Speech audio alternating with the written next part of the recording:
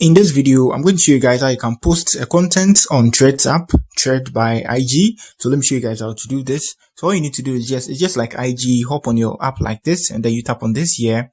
So on here, you can enter everything you want to enter, whether it's a gift or anything like that. Just enter everything there. And now all you need to do is tap on the images there if you want to add an image. So let me choose this one here. And now I choose the done here. You can choose multiple images just like on IG. Simple and easy. So this is the image I want to upload. So I can enter anything I want to enter here. You get it as the topic.